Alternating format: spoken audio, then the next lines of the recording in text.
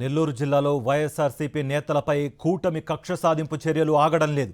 వైఎస్ఆర్సీపీ నేత డీసీఎంఎస్ మాజీ చైర్మన్ చలపతిరావును అక్రమంగా అరెస్ట్ చేశారు. కొడవలూరులో 2 ఏళ్ల క్రితం జరిగిన ఘర్షణ ఘటనలో అరెస్ట్ చేసినట్లు పోలీసులు చెబుతున్నారు. అక్రమ కేసు ఎఫ్ఐఆర్లో నల్లపురెడ్డి ప్రసన్నకుమార్ రెడ్డి పేరు కూడా పెట్టారు. A1గా చలపతిరావు, A2గా నల్లపురెడ్డి ప్రసన్నకుమార్ రెడ్డి పేరు కూడా పెట్టారు.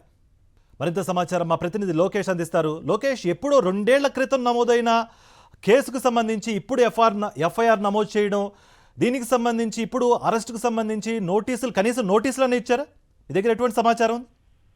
ఎస్ కార్తిక్, నిజంగానే చెప్పాలంటే రాష్ట్ర వ్యాప్తంగా కూడా ఎక్కడ వైసీపీ లీడర్స్ యాక్టివ్ గా ఉన్నటువంటి ప్రదేశాల్లో కూడా వాళ్ళని నిర్బంధించడం, వాళ్ళపైన అక్రమ కేసులు బనాయించడమే ప్రధాన ఎజెండాగా కూడా కుటుంబ ప్రభుత్వం పనిచేస్తుంది. ప్రజా సంక్షేమాన్ని పక్కన పెట్టి ఆ రీతిలోనే వ్యవహరిస్తుంది అనే దానికి మరో నిదర్శనం నెల్లూరు జిల్లాలో ఇవాళ జరిగినటువంటి సంఘటన. ఎందుకంటే నెల్లూరు జిల్లాలో ఇప్పటికీ కూడా మాజీ మంత్రి అయినటువంటి ప్రసన్న కుమార్ రెడ్డి పైన ఒక కక్ష సాధింపు చర్య, ఆయన ఇంటిపైన దాడి చేసినటువంటి ఘటనలో రివర్స్ లో ఆయన పైన కేసు నమోదు చేసినటువంటి ఘటన చూసాం. అయితే తాజాగా ఇవాళ సాయంత్రము వైసీపీకి సంబంధించినటువంటి నేత మాజీ డీసీఎంఎస్ చైర్మన్ అయినటువంటి చలపతిరావుని ఉన్నట్టుండి అరెస్ట్, అంటే కనీసం ఆయనకి వివరాలు కూడా తెలపకుండా బలవంతంగా దగ్గరలో ఉన్నటువంటి డిఎస్పీ ఆఫీసుకి తీసుకొని వెళ్లి దాదాపు 2 గంటల పాటు నిర్బంధించి 2 ఏళ్ల క్రితం జరిగినటువంటి ఓ ఘటన సంబంధించినటువంటి ఘటనలో ఆయన అరెస్ట్ చేస్తున్నామని చెప్పి అరెస్ట్ తెలిపినటువంటి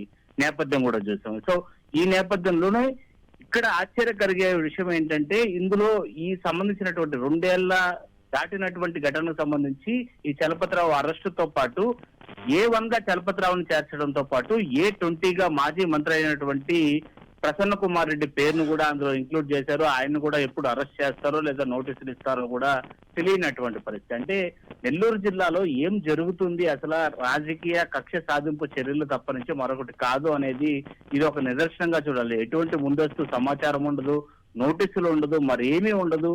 అసలు ఎటువంటి చర్యలకు పాల్పడతారనేటువంటి పరిస్థితి కూడా లేనటువంటి ఘటన పైన ఇటు మాజీ మంత్రులు అదేవిధంగా వైసీపీ నేతలు కూడా తీవ్రమైనటువంటి ఆగ్రహం వ్యక్తం చేస్తున్నటువంటి పరిస్థితి చాలా స్పష్టంగా కనిపిస్తుంది. Right Lokesh, thank you.